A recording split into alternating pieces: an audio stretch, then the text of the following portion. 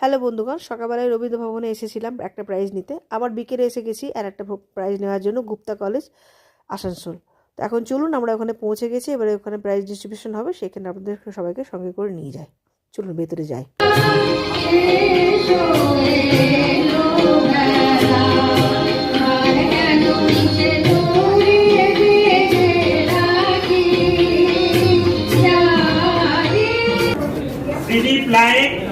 সঙ্গীতের গ বিভাগে প্রথম হয়েছেন সৃজিত নায়েক,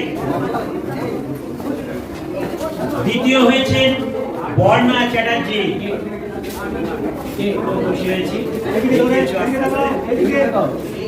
আমাদের বর্ণা চ্যাটার্জি।